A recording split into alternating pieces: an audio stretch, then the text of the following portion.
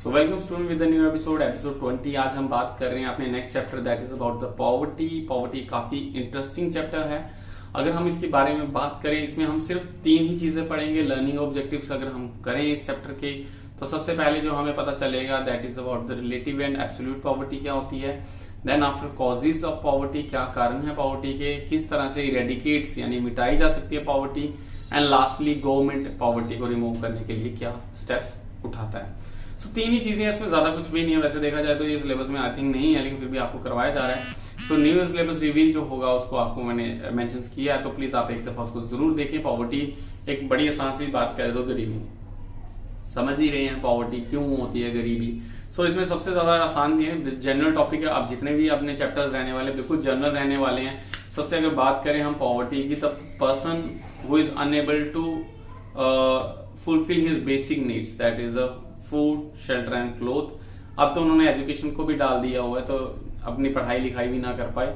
ऐसा आदमी जो अपनी बेसिक रिक्वायरमेंट को पूरा ना कर पाए, यानी बेसिक रिक्वायरमेंट जहां हम बात कर रहे हैं खाना, रहना और कपड़े होता है रोटी, कपड़ा और मकान। तो वैसे अगर वो 3 चीजें अपनी रिक्वायर्ड पूरी नहीं कर पा रहा है, इट मीन्स दैट वो गरीब है। तो ऐसे लोगों को हम क्या कहेंगे, पुअर।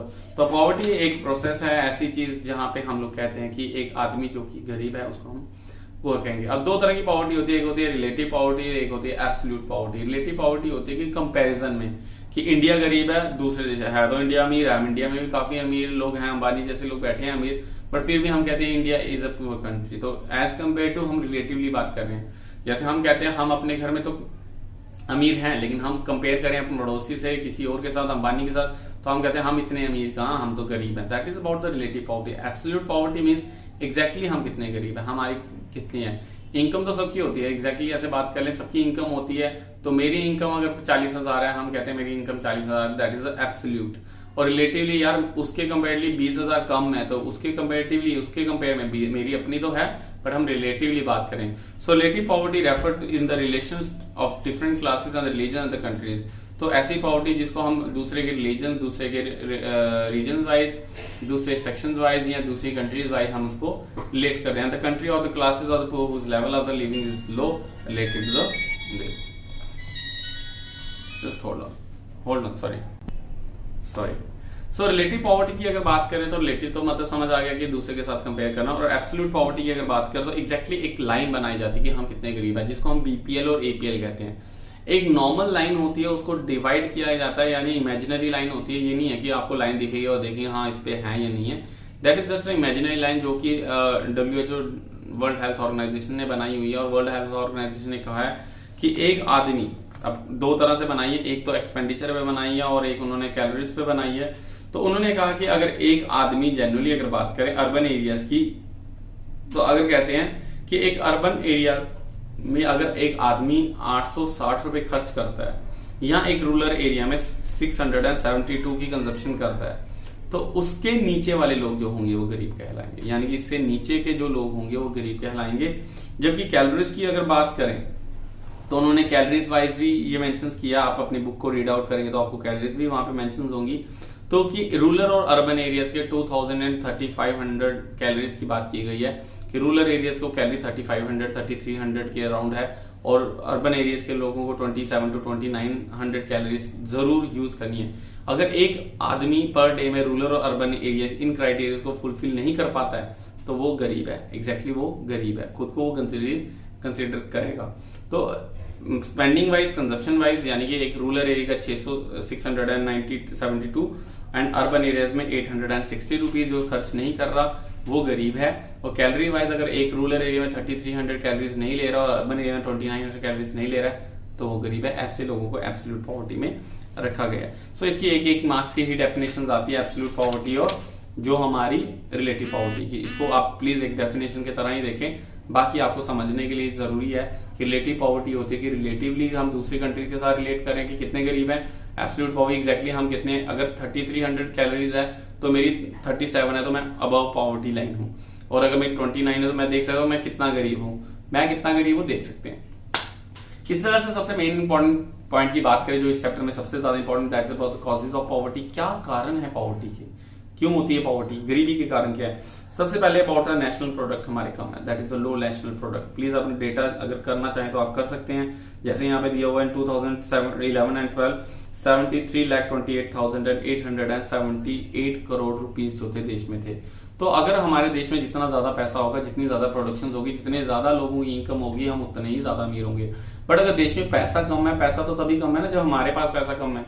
देश का पैसा मतलब हमारा पैसा, हम सारे लोगों के मिलके पैसे जितने होते हैं उन पैसों को टोटल करते हैं। अगर मैं कहता हूँ आपकी फैमिली गरीब है, इट मीन्स आपके पैसे, मम्मा के पैसे, भैया के पैसे, जो भी रिलेटिव में फैमिली में है, उन सबके पैसे को टोटल किया। अगर सबके टोटल अमाउंट 500 करोड़ है तो भैया आप अमीर हैं, बट टोटल अमाउंट ही 500 रुपए है तो आप गरीब हैं।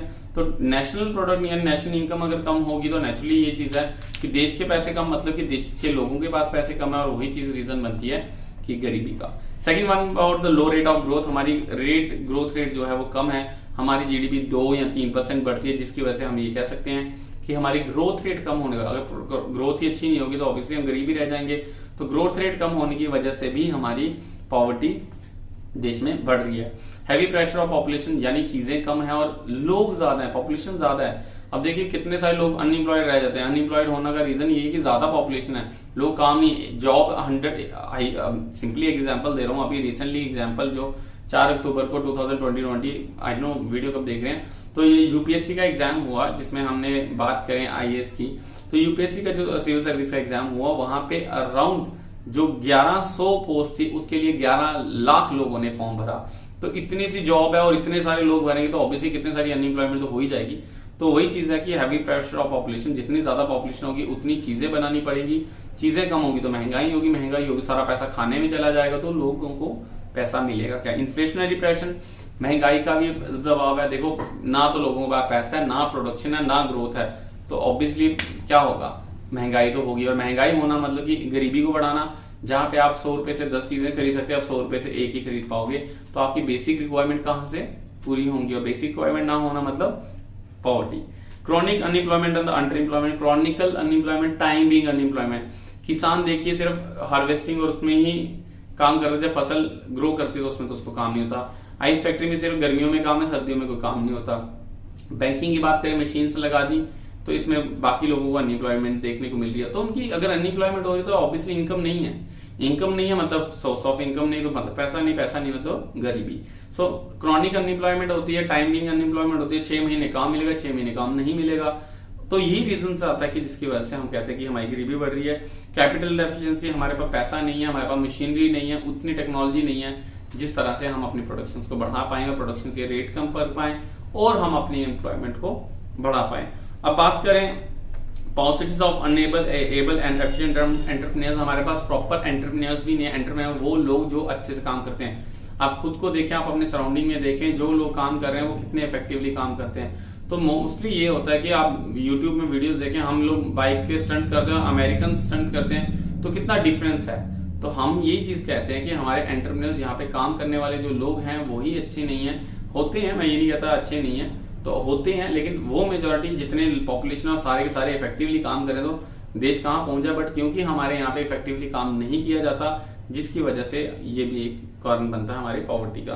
देन आउटडेटेड सोशल इंस्टीट्यूशन, आज तक हमारे सोशल इंस्टीट्यूशन आउटडेटेड हैं। जब आउटडेटेड की बात करें, सोशल इंस्टीट्यूशन यानी कि हमारा एजुकेशन की बात करें, बाकी चीजों की बात करें, आप यहाँ से एग्जांपल ले लीजिए। आज भी हम अपनी वीडियोस जो है, आप वीडियोस जो है 2G में देख रहे हैं J&K में, तो मतलब कि यहाँ पे हम 2020 में 5G की बात कर रहे हैं और J&K अभी 2G पे ही चल रहा है। सिक्योरिटी पर्पज यानी कि आप अपनी सिक्योरिटी को टाइट नहीं कर सकते, आप अपने कोई ऐसे इतना सिस्टम अपने अपडेट नहीं कर सकते, आप अपनी सिक्योरिटी सर्विसेज को एक्टिवेट नहीं कर सकते, तो उसका खामियाजा आम जनता भुगत रही है। सोशल सिस्टम आउटडेटेड होने से बच्चों का 1 साल जो था वो बैक गया। कितना कुछ वो कर सकते थे, लाइव वीडियो के साथ साथ बहुत कुछ हो सकता था, लेकिन वो चीजें नहीं मिली, तो हमारा सोशल सिस्टम जो था आउटडेटेड था। आज भी लोगों की जो मेंटेलिटी है वो वीक है, अच्छी नहीं है, जिसकी वजह से लड़कियां बाहर नहीं जा पाती, बाहर पढ़ नहीं पाती, और शायद किसी कोई कैलिबर बच्चा जो था वो रह गया और उसके कारण वो गरीब हुए। And the last one is about the infrastructure. जो हमारा इंफ्रास्ट्रक्चर है, लैक ऑफ इंफ्रास्ट्रक्चर, वो अच्छा नहीं है, लाइट पूरी नहीं आती है, पानी फैसिलिटीज नहीं है, रोड अच्छी नहीं है, कनेक्टिविटी नहीं है, फार फ्रॉम एरियाज तक हम अच्छे से प्रॉपर्ली टाइम पे पहुंच नहीं पाते, ट्रांसपोर्ट फैसिलिटीज अच्छे से नहीं है। तो ये सारी चीजें आपको लैक ऑफ फैसिलिटीज बताती है, जिसकी वजह से एक आदमी जो अपॉर्चुनिटी ले सकता था, अब उस आदमी को वो अपॉर्चुनिटीज नहीं मिल रही, और यही अपॉर्चुनिटी शायद उसको आगे बढ़ा सकती थी, बट लैक ऑफ इंफ्रास्ट्रक्चर होने की वजह से वो अपॉर्चुनिटी ना ले पाया और उतना जो उसका कैलिबर था वो दबा ही रह गया। ऐसे समझ ले जो बच्चे अभी तो आप यूथ हो, आपको पता है टिकटॉक में कितने सारे टैलेंटेड लोग थे और टिकटॉक बंद होने से, मैं सपोर्ट नहीं करता, बट कितने सारे जो थे टैलेंट जो था वो बाहर निकला। अगर टिकटॉक ना होता, ऐसे प्लेटफॉर्म नहीं होते, तो शायद हमारे बहुत सारे फनकार जो थे वो रह जाते। सो ये कारण थे, that is about the 9 reasons for the causes of poverty. ये जरूर याद कर लेना, काफी इंपॉर्टेंट क्वेश्चन है। बट अब क्वेश्चन आता है कि कैसे हम गरीबी को दूर करें, जो हमारी कमी अगर उन्हीं को दूर कर पाए। मैं कहता हूँ मोबाइल ऐसा है तो ये मोबाइल अच्छा नहीं है, तो क्या करें, तो मोबाइल को बेच दो, तो जो कमी है उसी को हटा दो, तो ऑटोमेटिकली गरीबी हट जाएगी। तो सबसे पहले बात करें डेवलपमेंट ऑफ एग्रीकल्चर, तो नियरली 50% जो है पॉपुलेशन एग्रीकल्चर पे डिपेंड करती है। तो सबसे पहले तो एग्रीकल्चर की डेवलपमेंट करो, ताकि सीधा 50% ऑफ द कंट्री की पॉपुलेशन को बेनिफिट हो, और बेनिफिट होने से वो क्या करें, अपनी गरीबी को दूर कर सकते हैं। सेकंड बात करें stability in the price level. भैया प्राइस लेवल पे स्टेबिलिटी करो। एक आदमी की इनकम फिक्स रहती है, यानी 10,000 लेने वाला 10,000 ही लेता है, बट प्याज 80 रुपए किलो, कभी 20 रुपए किलो, कभी 100 रुपए किलो, कभी कुछ और कभी कुछ। तो नेचुरली उसकी बजट उतना ही रहता है, उसकी इनकम फ्लक्चुएट नहीं कर रही है, उसके सिर्फ प्राइसेस फ्लक्चुएट कर रहे हैं। तो 10,000 से वो जहां 10 चीजें खरीद रहा था, शायद वो वहां 5 खरीद पाए, तो उसकी बेसिक नीड पूरी नहीं हो पाएगी। तो प्लीज प्राइस को स्टेबल किया जाएगा, तो एक और बेनिफिट होगा कि हमारी गरीबी कम हो सकती है। Third one is the eradication of poverty. Eradicate करना, हटा देना, मिटा दो अनएम्प्लॉयमेंट को। तो अनएम्प्लॉयमेंट हटा दो। अगर अनएम्प्लॉयड ही नहीं होगी, सारे के सारे लोग एम्प्लॉयड हैं, काम कर रहे हैं, काम करने के बाद शाम को पैसा ला रहे हैं, पैसा लाने से अपने घर को चला रहे हैं, तो नेचुरली ज्यादा लोग कमाएंगे घर में, तो ज्यादा पैसा आएगा और गरीबी हट जाएगी। Fourth one is about the labour intensive technique of production. Production के लिए लेबर इंटेंसिव टेक्निक यूज की जाए, जहां पे ज्यादा लेबर को लगाया जाए, मशीन को हटा दिया जाए, इससे ज्यादा लेबर की रिक्वायर्ड होगी और ज्यादा लोगों को एम्प्लॉयमेंट मिलेगी। नेक्स्ट बात करें अगर हम provision of minimum needs of the poors को मिनिमम जो नीड्स है वो देनी चाहिए, इतना गवर्नमेंट को प्रोवाइड करवाना चाहिए, बेसिक रिक्वायरमेंट देनी चाहिए, ताकि जो गरीब हैं उनको भी थोड़ा अपलिफ्ट किया जा सके। Special focus on the backward regions. बहुत सारे ऐसे बैकवर्ड रीजन्स हैं जहां पे फैसिलिटीज अच्छी नहीं है, प्रॉपर हर चीज नहीं मिलती है। तो एक ड्रॉबैक है ये हमारे पास, जिसमें हम ये कहते हैं कि फोकस किया जाए हमारे बैकवर्ड रीजन्स को, ताकि हम उनको भी आगे ला पाए, इक्वालिटी आ पाए, और इक्वालिटी के साथ उनको भी मौका मिले। और जहां पे रूरल एरियाज में, जहां बैकवर्ड एरियाज में, जहां लोग गरीब हैं, उनके पास भी ये अपॉर्चुनिटीज अपनी गरीबी को हटा सकें। Opportunities for the self employment. Government अपनी एम्प्लॉयमेंट की, सेल्फ एम्प्लॉयमेंट मुद्रा बैंक, मुद्रा योजना सुनी होगी, जिसमें कि गवर्नमेंट 10 लाख तक का लोन दे रही है। ये अभी रिसेंटली लॉन्च हुई है बीजेपी के टाइम पे, पहले की ये बुक्स हैं, तो पहले का ये पब्लिश है कि सेल्फ एम्प्लॉयमेंट की अपॉर्चुनिटीज देनी चाहिए। जो लोगों को जॉब नहीं मिल रही है, तो अपने घर में छोटा मोटा बिजनेस, अपनी दुकान, रेंट, प्रॉफिट, लोन लेके कुछ काम स्टार्ट कर सके, ताकि वो भी अपना इनकम सोर्स बढ़ा लें। And last one is effective PDS. ये राशन की दुकानें, पब्लिक डिस्ट्रीब्यूशन सिस्टम, ये पीडीएस सिस्टम होता है, यानी कि गरीब लोगों को राशन मिलना चाहिए, जो आप कहते हैं डिपू। तो डिपू ही जो होते हैं वो हमारे क्या होते हैं, राशन की दुकानें। तो पीडीएस सिस्टम को इफेक्टिव करना चाहिए, ताकि अनाज तो एटलीस्ट, खाने पीने का सामान तो बेसिक जो है वो गरीब तक पहुंच रहा है। तो इन 8 चीजों को करके हम अपनी गरीबी को दूर कर सकते हैं। ज्यादा मुश्किल नहीं, बड़ा इजी है। आप अपनी बुक के दिए हुए या आप अपने से भी कुछ पॉइंट ऐड कर सकते हैं। देखो एक ही चीज है, इन्होंने एक ही चीज स्ट्रेस दिया कि गरीबी को हटाने का सबसे इजी रीजन है कि लोगों को काम दे दिया जाए। और लोगों को काम मिलेगा तो नेचुरली एक फायदा होगा कि उनकी इनकम सोर्स बढ़ेगी, और उसी इनकम सोर्स के बढ़ने से उनको बेनिफिट रहता है कि वो क्या कर लेते हैं, अपने सारी बेसिक रिक्वायरमेंट्स पूरी करेंगे।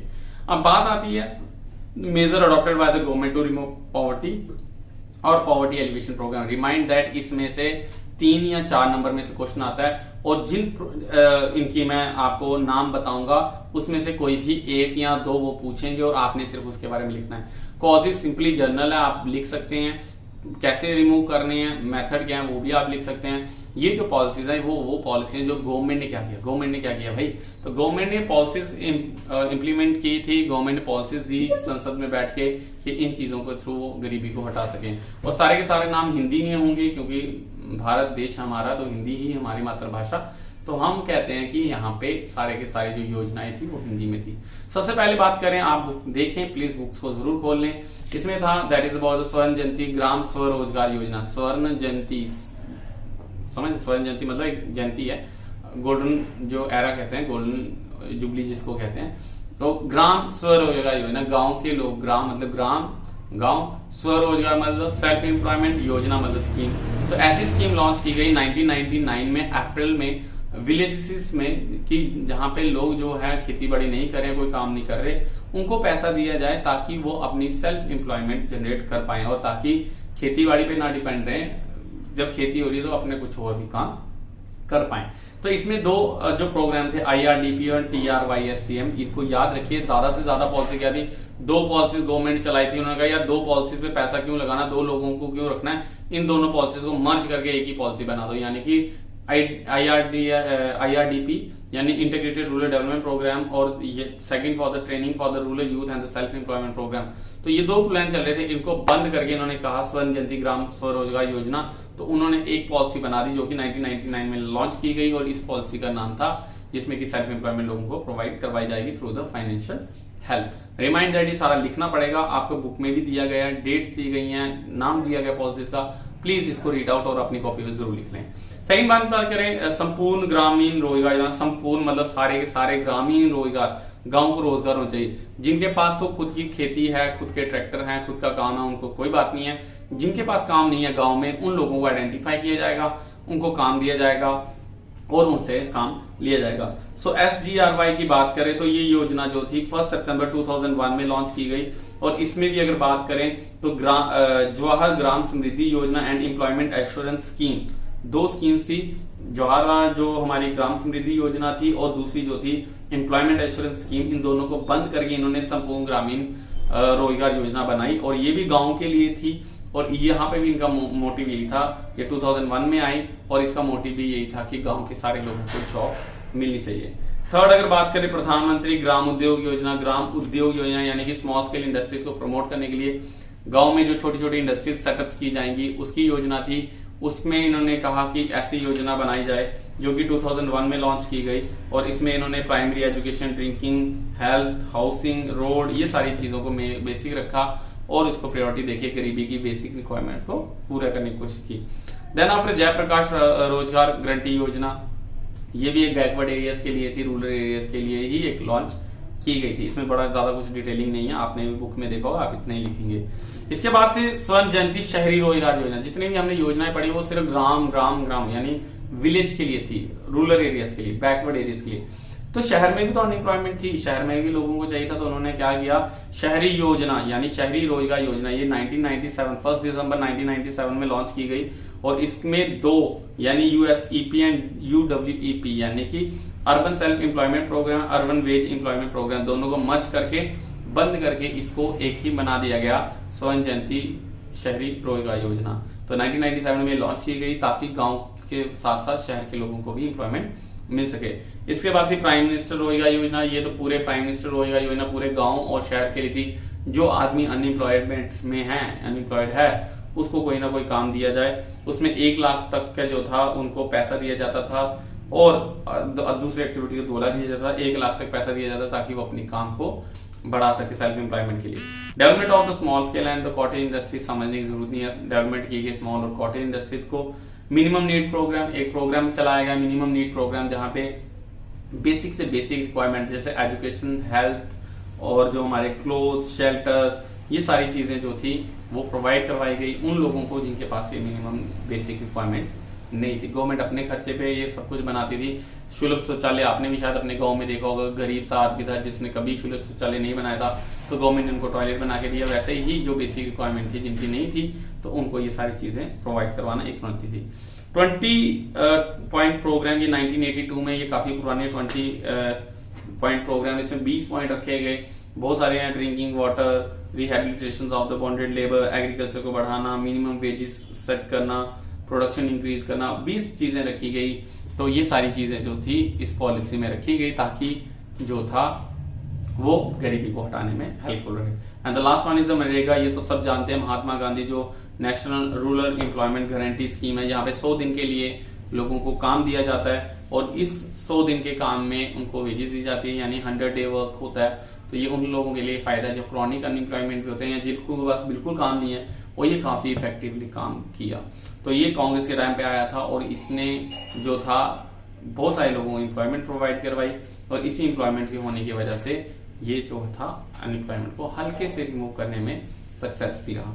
सो बहुत सारे गवर्नमेंट ने पॉवर्टी एलिवेशन प्रोग्राम, रिमाइंडर्स को कहते हैं पॉवर्टी एलिवेशन प्रोग्राम्स, ऐसे प्रोग्राम जो गरीबी को हटाने के लिए, मिटाने के लिए, कम करने के लिए बनाए गए थे, या इसको major adopted by the government to remove poverty या अनएम्प्लॉयमेंट भी कह सकते हैं। अनएम्प्लॉयमेंट को रिमूव करने के लिए या पॉवर्टी को रिमूव करने के लिए किस तरह से गवर्नमेंट ने प्लान बनाए थे। सो कोई भी 2 प्लान मनरेगा पूछ सकते हैं, स्वर्ण जयंती ग्राम रोजगार योजना पूछते हैं, शहरी रोजगार, प्रधानमंत्री रोजगार योजना, तो कुछ भी पूछ सकते हैं। आपको 2 पूछी जाएंगी, 2 मार्क्स में हो सकता है 4 नंबर, 1 पूछेंगे तो 3 नंबर, ये पूरी नहीं पूछी जाती। इसमें यही है, कॉजेज आपने करने हैं, मेन पॉवर्टी कैसे रिमूव होती है और गवर्नमेंट ने क्या प्रोग्राम से, ये 3 चीजें आपको आएंगी। कॉजेज और जो रिमूवल्स हैं उसके 6 में रख सकते हैं, 3 या 4 में आप ये गवर्नमेंट प्रोग्राम रखे और 1 मार्क में आपने रिलेटिव और एब्सोल्यूट पॉवर्टी रखनी है। आई होप आपको ये वीडियो समझ आई होगी। इस चैप्टर में ज्यादा कुछ भी नहीं है, बड़ा इजी सा है, पॉवर्टी क्या होती है, पॉवर्टी के रिलेटेड ही है सब कुछ। आई होप आपको ये वीडियो समझ आई होगी, आपने ये देखी है। और इसी के साथ अगर आपको कोई प्रॉब्लम है तो आप अपने से डिस्कस कर सकते हैं, कमेंट बॉक्स में लिख सकते हैं, अपना नाम प्लीज डाल दें नीचे जल्दी से, और हम अपनी जो नेक्स्ट वीडियो को लेके जल्दी आपके सामने हाजिर होंगे। Thank you so much guys for being with us, take care, bye bye.